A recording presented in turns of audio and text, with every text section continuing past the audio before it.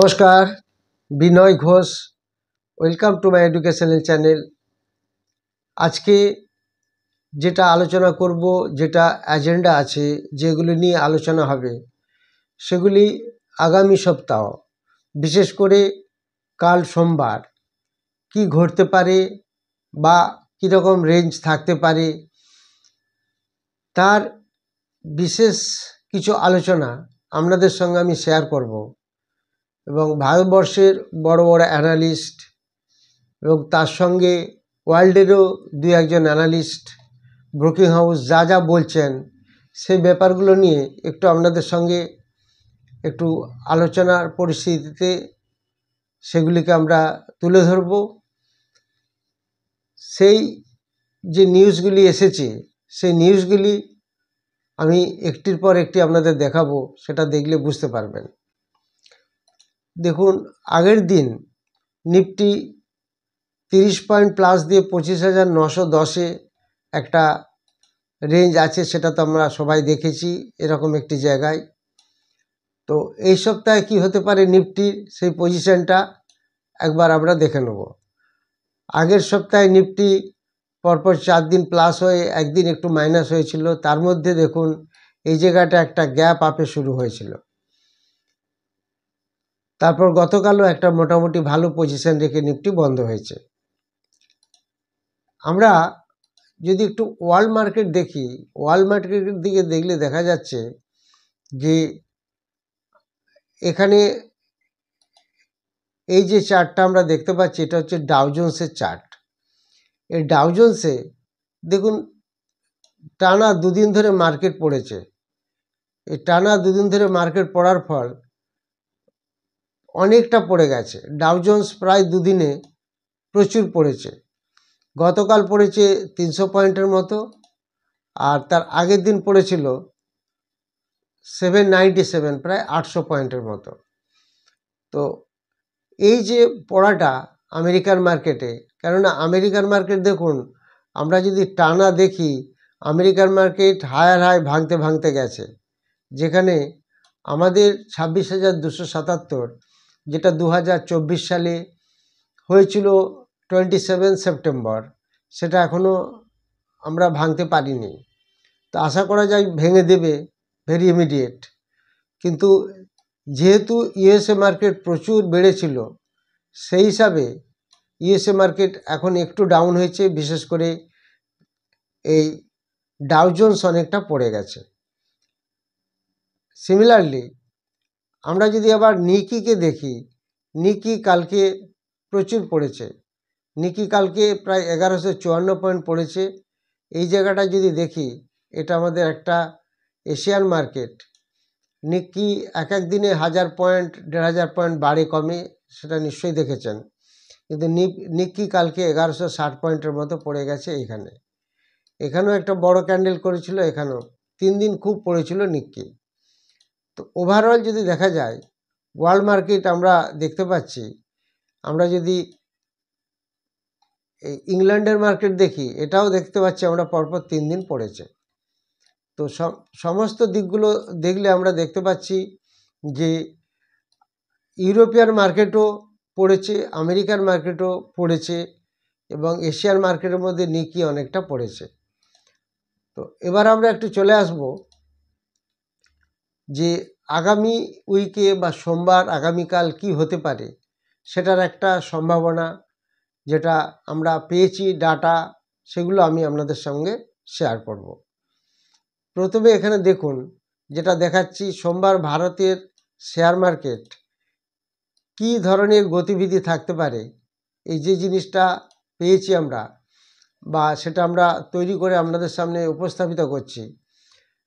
সম্ভাব্য ট্রেড কি হতে পারে, মানে অর্থাৎ এই উইকের আউটলুকটা কি হতে পারে, সেটা নিয়ে একটু আমরা আলোচনা করব।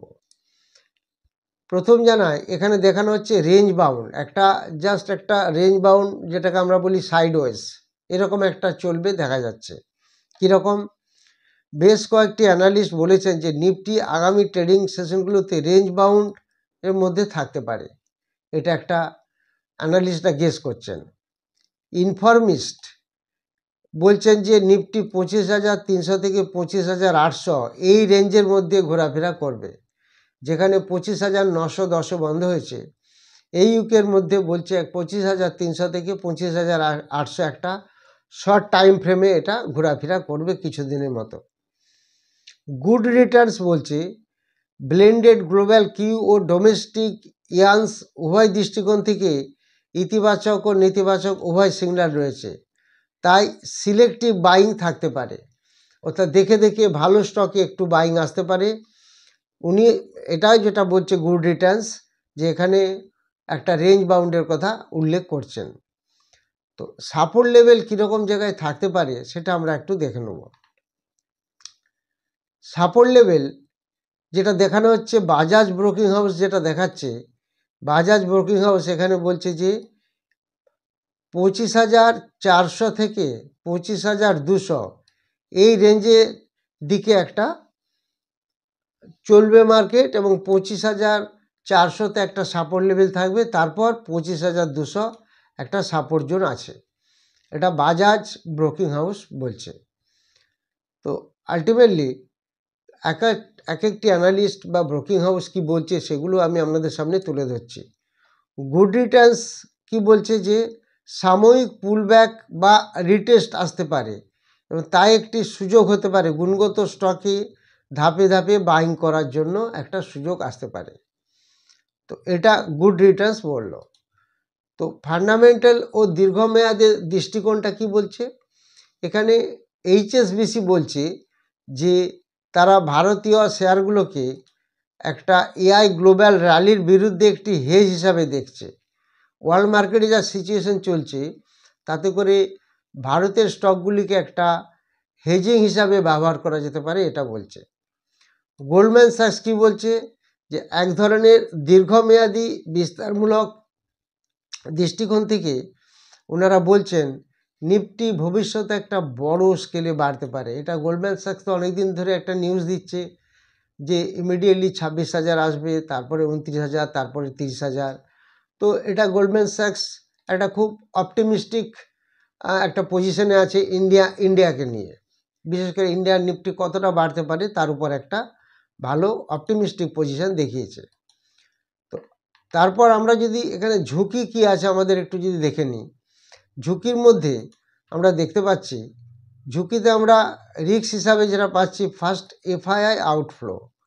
আমরা দেখতে পাচ্ছি আগের দিনও এফপিআই যারা follow in actually portfolio investor বা এফআইআই ফরেন ইনস্টিটিউশন ইনভেস্টার আগের দিনও প্রায় অ্যারাউন্ড 5,000 কোটি সেল করেছে। তো এটা একটা ইন্ডিয়ার কাছে যদিও একটা বড় চাপের ব্যাপার, কিন্তু যদি এফআইআই ধীরে ধীরে আসে সেটা ভালো। তবে আগামী দিনে এফআইআই চলে গেলেও মার্কেটকে ফেলতে পারবে না, সেটা আমরা আগেই বুঝে গেছি। তার কারণ ডিআইআই যেভাবে ফ্লো হচ্ছে, আমাদের ডোমেস্টিক ইনভেস্টাররা মিউচুয়াল ফান্ড তো ইন্ডিয়ান মার্কেটকে কিছুতেই কোনো জব্দ করতে পারছে না। এফআইআই যা সেল করছে তার 1.5 গুণ 2 গুণ ডিআই বাই করে নিচ্ছে, নাহলে কোথায় ইন্ডিয়ান মার্কেট ক্র্যাশ হয়ে যেত। তো আলটিমেটলি ধীরে ধীরে এফআইআই থেকে আমরা এফআইআর উপর আর খুব একটা বেশি আমরা ডিপেন্ড করব না, আশা করা যাচ্ছে ভবিষ্যতে। তো এফআইআই যদি আসে বা যদি ইনভেস্ট করে ভালো, ইন্ডিয়ান মার্কেট আরও স্ট্রং হবে। এটা হচ্ছে এফআইআই আউটফ্লোটা একটা আমাদের কাছে একটা প্রেসারাইজড মার্কেটে চলছে।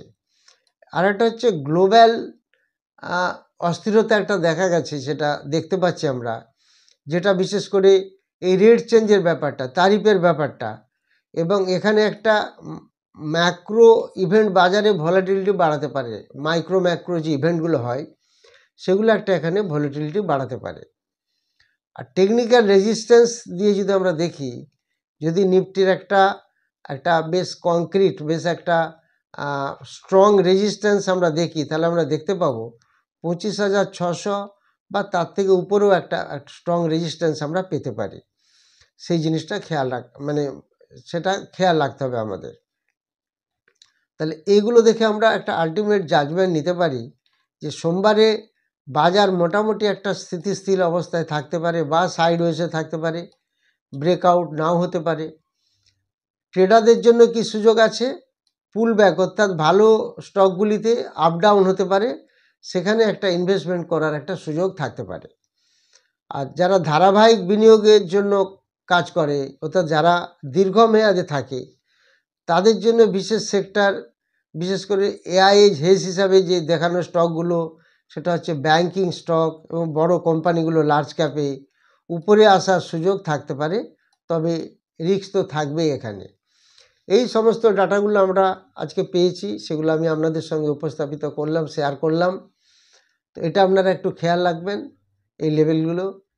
আজকে আর কমেন্ট সেকশনের অলরেডি কমেন্টগুলি আমি রেডি করতে পারিনি, যেহেতু কালকে অনেকটা চাপের ব্যাপার ছিল। আপনারা কমেন্ট করবেন, কোনো প্রবলেম নেই। যা কমেন্ট আছে কালকে সব দেখে ভিডিওতে আবার বলে দেবো। আপনারা কন্টিনিউ কমেন্ট করতে থাকুন, কোনো প্রবলেম নেই। আর আপনারা জানেন নেক্সট 7 ডিসেম্বর যে অফলাইন ব্যাচ চালু হচ্ছে, সেটাতে আপনারা যারা ইন্টারেস্টেড, বা ক্রিপ্টোকারেন্সি যে ব্যাচ চালু হচ্ছে, যারা ইন্টারেস্টেড তারা যোগাযোগ করবেন। Thank you very much for watching my video.